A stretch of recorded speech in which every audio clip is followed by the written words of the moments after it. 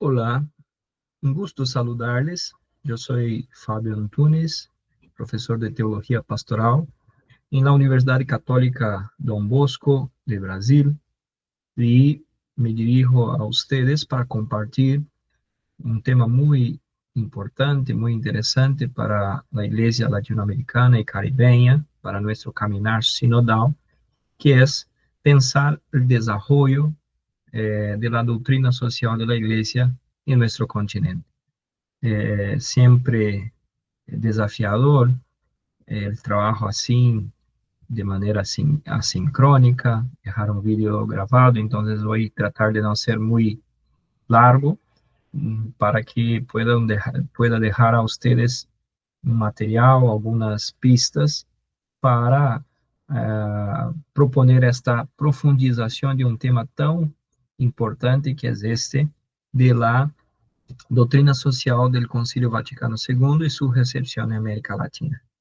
Sabemos el concilio não funda la doutrina social de la Iglesia, que é anterior, que tiene su marco originario en el Papa León XIII, con Rerum Novarum, donde en el contexto de las grandes revoluciones, de la revolución industrial que está pasando en el mundo, el Papa se preocupa de la condición de los trabajadores en la minería, en las industrias, donde mujeres, niños, personas adultos mayores trabajan en condiciones muy insalubres, muy difíciles, y también el tema de la remuneración, de la seguridad, todo eso motivó ese primero manifiesto, esta primera este primer documento de la Iglesia sobre tema social. Y de ahí empezó-se a desarrollar lo que llamamos doutrina social de la Iglesia. Es importante considerar que es doutrina social de la Iglesia. Y si es doutrina, es práctica del Evangelio, así como el catecismo. La doutrina social tiene un peso indispensable para la vida de la fe.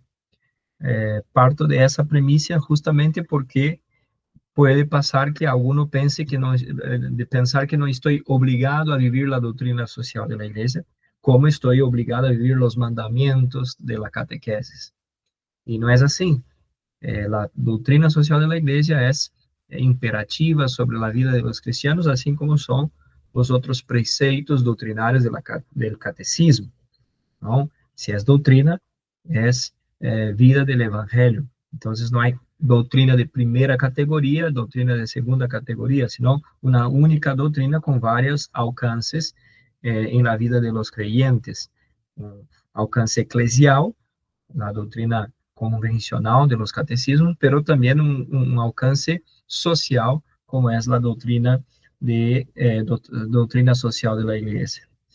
Então, nuestro itinerario propone pensar un poco desde el concilio hasta lo que vivimos hoy con la propuesta de la sinodalidad.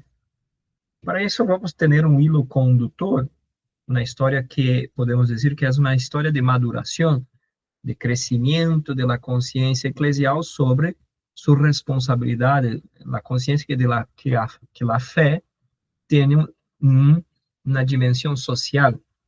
A fé não é algo intimista que vivo em meu interior, uma relação assim abstrata com Deus, que não tem consequências concretas na vida. Ao contrário, essa relação espiritual que tenho com Deus deve necessariamente traduzir-se em uma prática concreta na vida. Não deve orientar mi maneira de viver no mundo. Y por eso la recepción de la doctrina en nuestro continente no ha sido estática. Muy pronto en el continente se empezó a se recibir, a se recepcionar lo que desde el centro de la iglesia, el magisterio pontificio, se ha vinculado.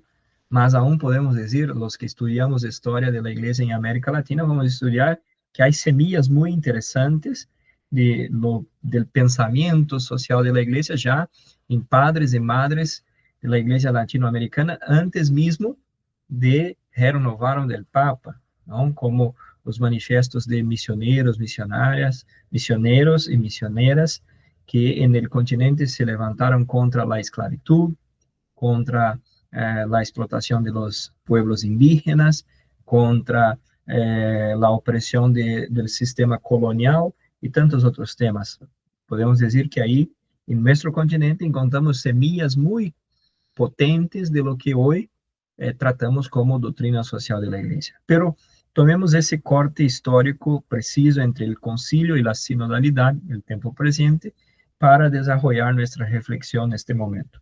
Lo primero es decir es que ese proceso de maduración puede ser dividido en tres etapas, ¿no? Es un proceso evolutivo de tres etapas. Primero, su origen, la reflexión sobre justicia.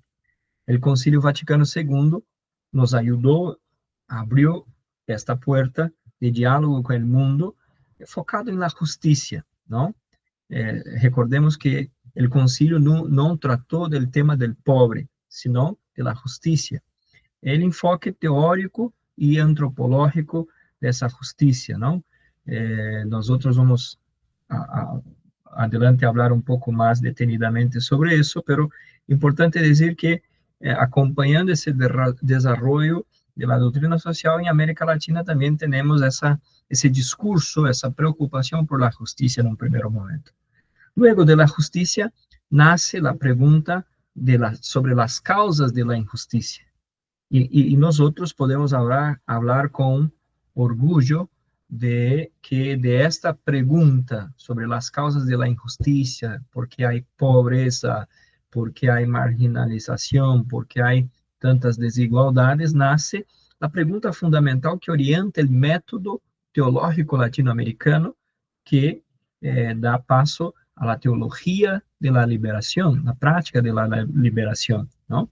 Ya en Medellín y Puebla, las dos conferencias inmediatas pós Concilio Vaticano II, vamos a tener esta clara preocupación y conciencia de que hay que enfrentar la injusticia estructural, ¿no? Que la injusticia no es solo un tema relacional de persona hacia persona, sino que hay en la sociedad, en las sociedades latinoamericanas, estructuras de injusticia.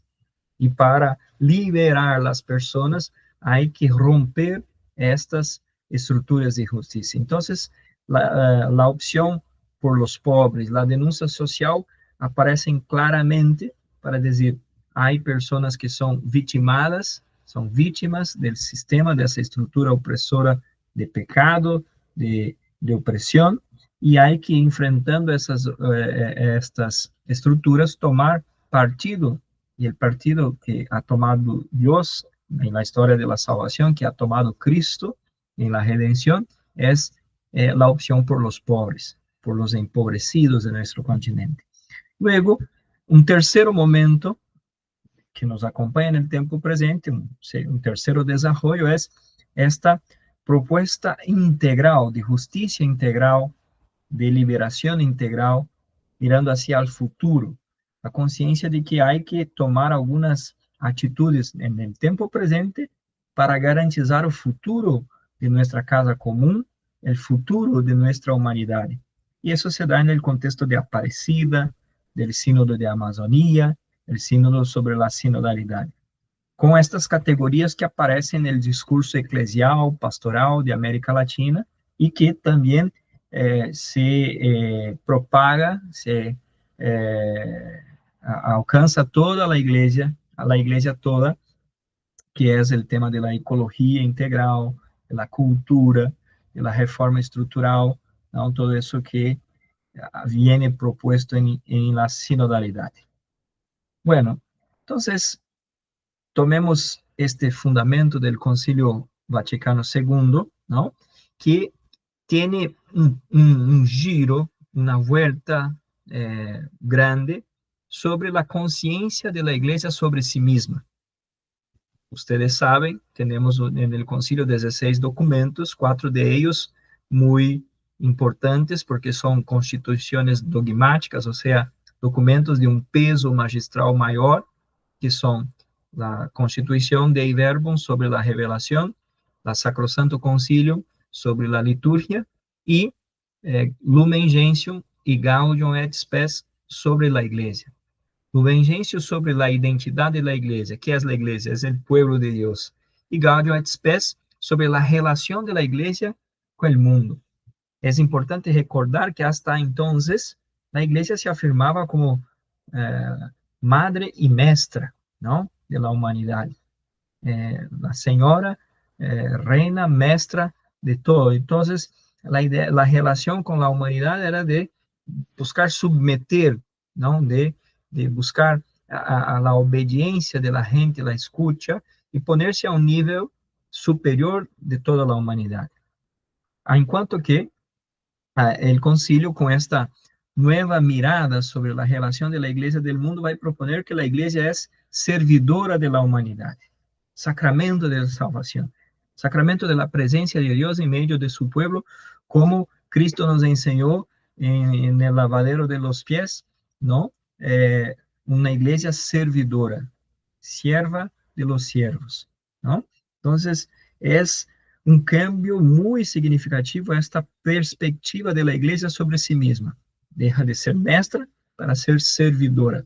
Pasa de se comprender la dueña de todas las respuestas y pasa a mirar, ¿no? Ese es un tema muy importante, mirar la realidad de las personas como lugar teológico. Por eso la categoría que aparece ahí de los signos de los tiempos, ¿no? Buscar entender en la realidad del tiempo presente qué Dios pide de nosotros. Entonces hay un giro antropológico. La iglesia redefine su postura en relación al mundo, en relación a la humanidad, ¿no? Y, consecuentemente, estabelece un nuevo tipo de relacionarse con Dios, ¿no? Una nueva manera de entender la propia relación con Dios. La metodología clave y que aparece muy claramente en toda la estructura del documento de la Constitución Gaudium et Spes es el ver, juzgar y actuar, ¿no? Que justamente están orientados a hacer ese discernimiento eclesial y que se conecta muy bien a lo que vamos del sínodo, ¿no? De preguntar sobre los signos de los tiempos, mirando la realidad, iluminando con la teología, con el magisterio, que podemos entender que Dios pide de nosotros en este momento de la historia, en esta realidad concreta en que estamos insertados. Esta es la metodología y la propuesta de Gaudium et Spes para que los discípulos misioneros de Jesús actúen en el mundo.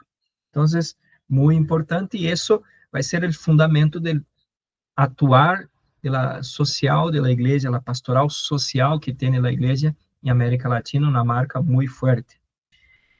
Después tenemos, luego, posterior al concilio, 1962 y 65, pasa el concilio en Roma. Nosotros en América Latina, especialmente por la activa participación del episcopado latinoamericano y caribeño en el concilio, una preocupación de tener una recepción, pero no una recepción pasiva de simplemente leer y difundir los documentos del concilio, sino que también traducir esos documentos a aplicación concreta, a realidades concretas de América Latina. Y para eso los obispos pensaron en la segunda conferencia, ¿no?, del episcopado, a Conferencia General del Episcopado Latinoamericano y Caribeño, en Medellín, na Colômbia, ¿no? En 1968, el CELA já está estruturado, não?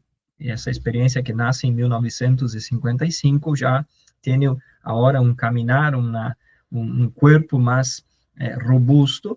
Então, se encarga de preparar esta segunda conferência que tem muito clara a tarefa de recepcionar criativamente o Concílio Vaticano II em nosso continente, não? Então,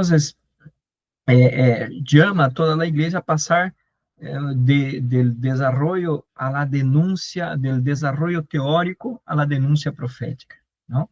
Esta es una invitación fuerte de Medellín. Una cosa que repetiu Francisco, não podemos quedarnos em los diagnósticos. Uma prática, às vezes, é mirar a realidade, perguntar sobre a realidade, estudar a realidade, a hacer los diagnósticos, pero no avanzar más que esto. Medellín, entonces, denuncia las graves desigualdades e injusticias que pasan en el continente. Un trasfondo fuerte, el continente está se transformando, la gente está saliendo del campo, de la vereda, para la ciudad, un grande crecimiento desordenado urbano de nuestras ciudades muy grandes como México, Ciudad de México, São Paulo, Bogotá, Lima y tantas otras que podríamos citar, estão crescendo desordenadamente porque a gente já não logra sobreviver em los campos, na vida rural, e migram para as cidades. E os obispos atentos vão vendo as consequências de esto, não? Vários temas de la precária habitação, la remuneração laboral muito baixa, o tema de la seguridade, do transporte, e diversos outros temas que aparecem, não, como consequências desses cambios, não? Então, Medellín vai chamar a atenção sobre esta igreja, não, sobre esta realidade. O nascimento da igreja de los pobres.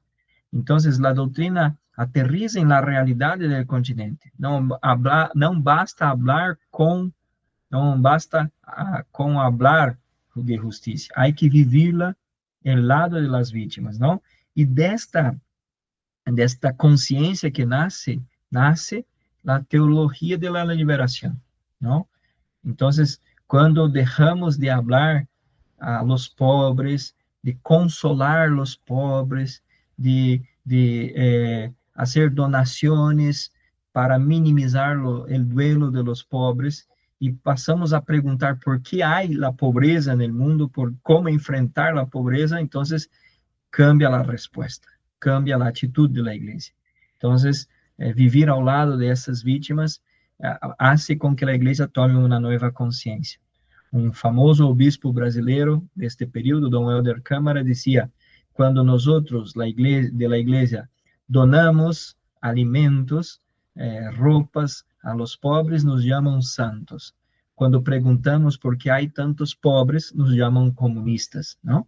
Então, o tema de muita polarização ideológica que hoje enfrentamos não é recente, desde allá já viviam, não? O Dom Helder dá esse testemunho de las críticas que sofria neste momento. Por 4 vezes foi indicado ao Prêmio Nobel de la Paz, mas não pudo receber porque o governo brasileiro deste momento sempre interveniu em contra a sua candidatura.